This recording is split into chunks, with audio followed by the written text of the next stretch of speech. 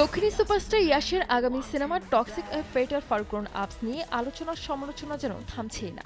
প্রথম ঝলক প্রকাশ্যে আসার পর থেকে দানা বেঁধেছিল বিতর্ক, আর দ্বিতীয় ঝলক মুক্তি পেতেই তা যেন আরো উস্কে দিল।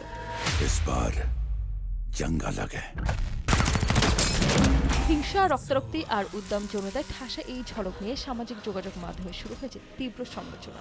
সিনেমার নতুন ঝলকের কেন্দ্রবিন্দু থেকে ইয়াশ, সেখানে তাকে কখনো রাগে হুঙ্কার দিতে দেখা যাচ্ছে, আবার কখনো তিনি ব্যস্ত ধূমপানে, কখনো শয্যাসঙ্গিনীর সঙ্গে ঘনিষ্ঠ দৃশ্যে, আবার কখনো মেতে উঠেছেন বীভৎস হত্যালীলায়।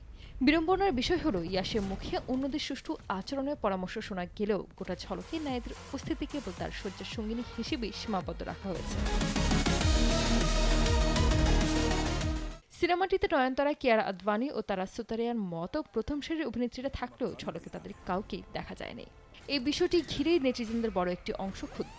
নারী চরিত্রের এমন গৌর উপস্থাপন দেখে অনেকেই সিনেমাটির বিরুদ্ধে উগ্র পৌরুষ বা টক্সিক ম্যাসকুলিনিটি প্রচারে অভিযোগ তুলেছেন। বিতর্কের তীর এবার সরাসরি বিঁধছে সিনেমার নারী পরিচালক গীতু মোহন দাসকে। একজন নারী হয়েও তিনি কিভাবে পর্দায় উগ্র পৌরুষের মহিমা কীর্তন করছেন তা নিয়ে প্রশ্ন তুলেছেন চলচ্চিত্র প্রেমীরা।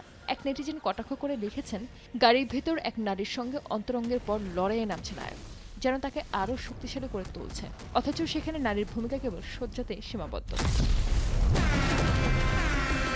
তানভীর আক্তার, দেশ টিভি।